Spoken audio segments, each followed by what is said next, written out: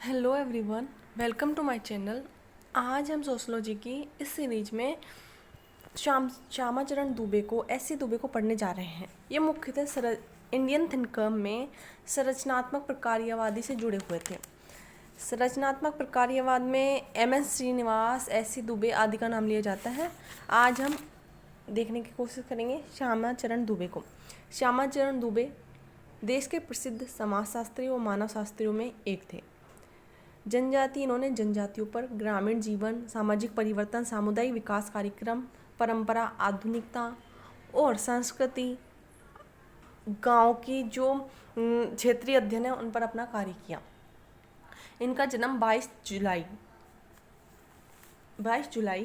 1922 को हुआ था और 4/2/1996 तक ये इन्होंने अपने जीवन में योगदान दिया। ये मुख्यतः संरचनात्मक प्रकार्यवादी परिप्रेक्ष्य से जुड़े हुए थे और तुलनात्मक परिप्रेक्ष्य यानी तुलना के आधार पर इन्होंने जो सामुदायिक विकास कार्यक्रम किया 1952 में, 2 अक्टूबर 1952 में जो एक सामुदायिक विकास कार्यक्रम पर एक सर्वेक्षण किया गया था, इनके ये अध्यक्ष थे।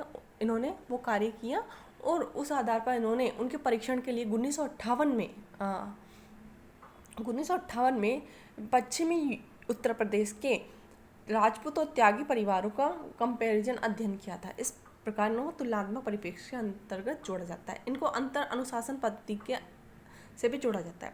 इन्होंने क्षेत्रीय अध्ययन देखे तो इन्होंने आंध्र प्रदेश के समीरपेट गांव का अध्ययन किया था, जो अभी हैदराबाद में है। हैदराबाद और सिकंदराबाद से 25 मील दूरी पर ये गाँव पड़ता है।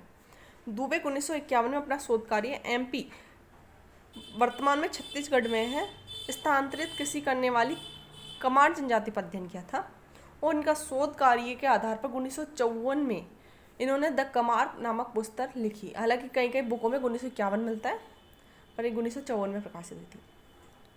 इन्होंने गांव का अध्ययन किया। गांव के अध्ययन में और देखें तो ये नागपुर में प्रधानाध्यापक रहे और लखनऊ विश्वविद्यालय में प्रवक्ता के रूप में कार्य किया। लखनऊ विश्वविद्यालय से संबंधित रहे और इन्होंने मजूमदार के साथ मिलकर एक पत्रिका भी प्रकाशित की और ये Indian institute of advance study Shimla के निर्देशन में रहे 72-77 तक और जम्मू कश्मीर के कुलपति भी रह चुके हैं। और ICSR national fellowship, Madhya Pradesh के उच्च शिक्षा अनुदान UGC के अध्यक्ष और सामुदायिक ग्रामीण विकास कार्यक्रम हुआ था, उसके सलाहकार परिषद भी रह चुके हैं। और अखिल समाजशास्त्री परिषद ISS 1975-76 में अध्यक्ष भी रहे। इस प्रकार इन्होंने कई पद तक कार्य किया। ISSR के UGC के अध्यक्ष रहे, सामुदायिक विकास कार्यक्रम के अध्यक्ष रहे और अखिल भारतीय समाजशास्त्री परिषद के अध्यक्ष रहे, जम्मू कश्मीर के कुलपति, लखनऊ विश्वविद्यालय में प्रवक्ता, नागपुर में अध्यापक। इस प्रकार इन्होंने अपने जीवन काल में कई पदों पर कार्य किया। इनको देखें तो गांव का अध्ययन किया इन्होंने। गांव के अध्ययन में 2 दृष्टिकोण के आधार पर किया। भारतीय गांव को एक विशिष्ट इकाई के रूप में जिसमें प्रत्येक का अपना एक इतिहास है, उस आधार पर इन्होंने अपना अध्ययन किया। और अन्य क्षेत्रों को एक छोटी इकाई के रूप में, यानी भारतीय गांव को एक इकाई के माध्यम से किया और अन्य इकाइयों को उससे सम्मिलित रूप में अध्ययन किया। 1955 में दुबे जी ने तेलंगाना के समीरपेट गांव के अंतर अनुशासन पद्धति का अध्ययन किया और उनकी बुक आई थी इंडियन विलेज। अगर ये इंडियाज विलेज पूछे तो ये M.N. श्रीनिवास की है और इंडियन विलेज ऐसे दुबे की है।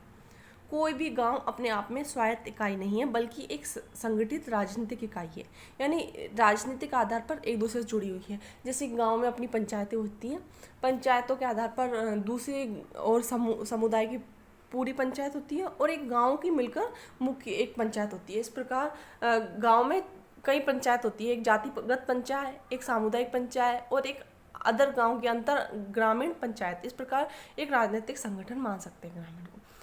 ग्रामीण एकजुटता के 3 पक्ष इन्होंने ग्रामीण में जो त्योहार आदि है उनके आधार पर 3 पक्ष बताए थे। इन्होंने अलग अलग क्षेत्रों में अध्ययन किया था।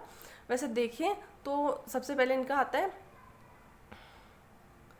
इन्होंने ग्रामीण एकजुटता के 3 पक्ष बताए, यानी जो ग्रामीण में जो संस्कृति होती है उसमें 3 पक्ष देखने को मिलते हैं इनको। जैसे कि गांव में जो क्रियाकलाप होते हैं, एक भारतीय गांव में वर्णन करने के लिए सामाजिक संरचना के संदर्भ में इन्होंने संस्कृति के 3 पक्ष बताए हैं। जैसे कि भारतीय एकजुटता के 3 पक्ष, क्रियात्मक पक्ष, संज्ञात्मक पक्ष और भावनात्मक पक्ष।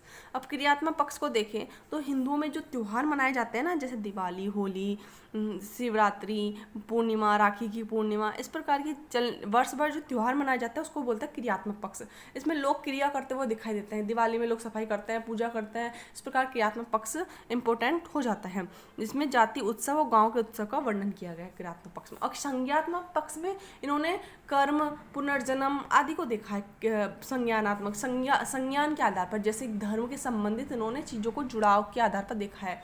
जैसे कि भागवत कथा हो गई, कर्म और पाप पुण्य एक वेदी, इस आधार पर इन्होंने संज्ञात्मक पक्ष को देखा है। वहीं भावात्मक पक्ष को देखें तो इन्होंने भावना के आधार पर देखा है देवी देवताओं को, त्रिदेव, पोचम्मा, बालाम्मा, दुर्गम्मा, एलम्मा, देवी देवता का पूजन का वर्णन में। साथ ही में भूत प्रेत, आत्माओं में विश्वास, जादू टोनों में विश्वास और वहाँ के निवासियों को भावनात्मक पक्ष में देखा है। और पूरे ग्रहों की नक्षत्र से ग्रामीणों को काफ़ी विश्वास होता है। इस प्रकार इन 3 पक्षों के आधार पर ग्रामीणों की संस्कृति का वर्णन किया है कि 3 प्रकार के पक्षों को इन्होंने जीवन भर चक्र में, ये जीवन के चक्र से संबंधित और अनेक संस्कार होते हैं, जिस प्रकार इनका पूरा साल ऐसे ही निकलता है। और फिर आगे देखें तो उन्होंने तुलनात्मक अध्ययन में रेडफील्ड ने 1930 में मेक्सिको के टोपंजलन गांव के अध्ययन से की थी। तुलनात्मक अध्ययन किया था। इस अध्ययन के आधार पर उन्होंने बताया कि प्रबल जाति नहीं होती बल्कि प्रबल व्यक्ति होता है। जैसे कि एम.एन.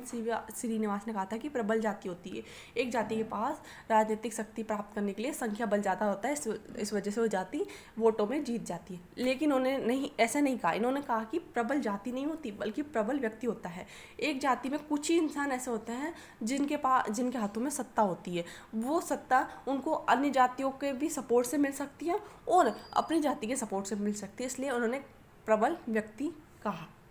आगे उन्होंने दिया कि विलेज कॉम्पेंड पिट असफलता पर जाति और तथा लिंग असमानता। इन्होंने 1958 में सामुदायिक विकास कार्यक्रम का प्रभाव, जैसे कि 2 अक्टूबर 1952 में सामुदायिक विकास कार्यक्रम गवर्नमेंट की तरफ से हुआ था। इन्होंने उसके रिव्यू में 1958 में सामुदायिक विकास कार्यक्रम योजना के प्रभाव और गाँव में परिवर्तन को जानने के लिए India changing village book UP के 2 गाँव थे, पश्चिमी यूपी के 2 गांव राजपूत और त्यागी का अध्ययन किया। अध्ययन के आधार पर इन्होंने बताया कि गांव गतिहीन नहीं है बल्कि गतिशील है। दुबे जी का संबंध लखनऊ विश्वविद्यालय, सागर विश्वविद्यालय, जम्मू कश्मीर के कुलपति रह चुके हैं और उस्मानिया विश्वविद्यालय, एंथ्रोपोलॉजी सर्वे ऑफ इंडिया आदि से इनका संबंध रहा है। वे अखिल भारतीय समाजशास्त्री ISS के अध्यक्ष भी रहे। दुबे ने मजूमदार के साथ मिलकर एक पत्रिका प्रकाशित की थी। पत्रिका का नाम था ईस्टर्न एंथ्रोपोलॉजिस्ट नामक समाचार पत्र यानी पत्रिका का शुभारंभ किया। इन्होंने जातिगत संरचना, गांव की एक जाति संरचना होती है, इनमें 3 प्रकार के संबंध देखे, जाति, अंतरजाति और अंतरग्रामीण संगठन। एक जाति के अपने ही जाति के लोगों के साथ संबंध, उसको बोलते हैं जातिगत संबंध। दूसरे हैं अंतरजाति संबंध। अंतरजाति में एक व्यक्ति एक जाति के दूसरी जाति से किस प्रकार के संबंध है, अंतरजाति संबंध। और तीसरे है अंतरग्रामीण संगठन, यानी गांव के बाहर से भी, जो गांव के बाहर भी उनके कुछ संबंध है, उस आधार पर इन्होंने अंतरजातीय संबंधों को देखा है। जैसे कि विवाह के आधार पर देखा, झगड़ों के निपटारों के आधार पर देखा कि बहुत सारे गाँव के पंच मिलकर एक साथ 2 गाँव के झगड़ों को निपटारा करते हैं। इस प्रकार इन्होंने बहुत सारी चीज़ों को देखा। पंचायत के आधार पर खासकर इनकी परिप्रेक्ष्य राजनीतिक रहा है। इन्होंने हिंदू मुस्लिम समूह की सामाजिक और धार्मिक पहचान के आधार पर भी गांव का वर्णन किया है। इन्होंने परंपरा को देखे तो इन्होंने परंपरा को किस प्रकार बांटा है। इन्होंने लघु और वृहत परंपरा के स्थान पर, जैसे कि मैकी मेरिट ने लघु और वृहत परंपरा 2 प्रकार की परंपरा बताई, लेकिन इन्होंने ऐसी दुबे जी ने बताया कि भारत में 6 प्रकार की परंपराएं वर्णन किया है।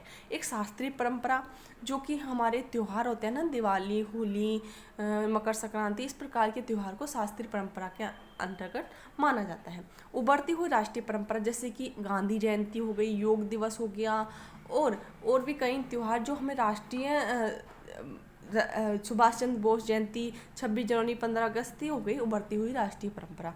प्रादेशिक परंपराएं नहीं, एक प्रदेश में मनाई जाने वाली त्यौहार, जैसे कि गणगौर त्यौहार राजस्थान में मनाया जाता है और छठ पूजा बिहार में ज़्यादा इम्पोर्टेंस रखती है। इस प्रकार प्रादेशिक पूजा, स्थानीय परंपरा, यानी स्थान विशेष में होने वाली परंपराओं को। स्थान विशेष परंपरा कैसे होती है, जैसे कि कुंभ का मेला वाराणसी, जैसे प्रयागराज में कुंभ के मेले को स्थानीय परंपरा के अंतर्गत देखा गया है। पश्चिमी परंपरा, पश्चिम के देशों में जैसे कि हम मनाते हैं गुड फ्राइडे हो गया, क्रिसमस डे, इस प्रकार पश्चिमी परंपरा के अंतर्गत आते हैं। और स्थानीय उपसंस्कृति, यानी स्थानीय आधार पर मेले, जैसे कि रामदेव जी का मेला, इस प्रकार बहुत सारी परंपराएं स्थानीय उपसंस्कृति परंपरा में देखी जा सकती हैं। वहीं त्योहार के आधार पर देखिए तो त्योहार में पारिवारिक समारोह, एक व्यक्ति पारिवारिक के समारोह में मनाता है, जैसे विवाह हो गया, किसी का जन्म उत्सव हो गया, पारिवारिक समारोह है। ग्राम पारिवारिक और सांप्रदायिक समारोह है, जैसे कि त्योहार हो गए। और दूसरा है हिंदू मुस्लिम की बातचीत, जैसे कि हिंदुओं का त्यौहार मनता है जब मुस्लिमों को बुलाता है, और मुस्लिमों का त्यौहार मनता है उसको, इस प्रकार की बातचीत देखी गई है। जाति संस्करण के संबंध में दुबे ने लिखा है कि जाति संस्करण का मूल आधार पवित्रता अपवित्रता की धारणा रही है। अब संस्करण का इन्होंने जो हायरार्की पाई जाती है, जो एक जाति दूसरी जाति को असमानता के आधार पर विभाजन संस्करण पाया जाता है, जिन्होंने धर्म और जाति के आधार पर संस्करण देखा, एक जाति दूसरी जाति को धर्म के आधार पर संस्करण देख सकती है। भूस्वामित्व, यानी किसी के पास ज़्यादा जमीन है, किसी के पास मजदूर है, तो इस आधार पर असमानता देखी गई गांव में। धन के आधार पर, सरकारी सेवा और ग्राम संगठन के आधार पर, किसी के पास सरकारी सेवा है तो उसको समाज में ऊंचा स्थान प्राप्त होगा, बाकियों को नीचा होगा।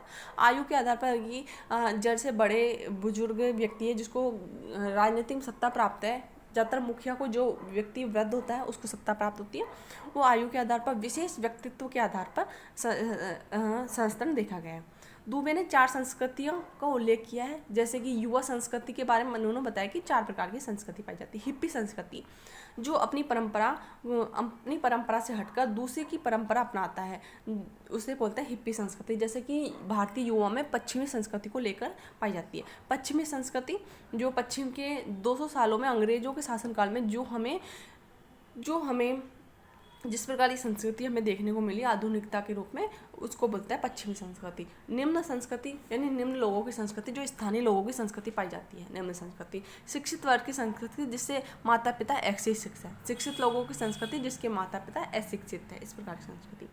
जीवन स्तर के आधार पर इन्होंने 3 स्तर बताए, यानी 3 स्तर बताए हैं। जैसे कि अमीर, बहुत ज़्यादा अमीर होता है। संपन्न वर्ग, जिसके पास अपने भरपूर चीज़ें होती हैं अपनी लाइफ सर्वाइव करने के लिए। वहीं औसतन, जिसमें जो जितना कमाया उतना ही खर्च किया, औसतन। और गरीब व्यक्ति होता है जिसके पास मजदूर श्रमिक वर्ग को इसमें शामिल कर सकते हैं। इस आधार पर इन्होंने जीवन स्तर पर तीन प्रकार के स्तरों की बात की।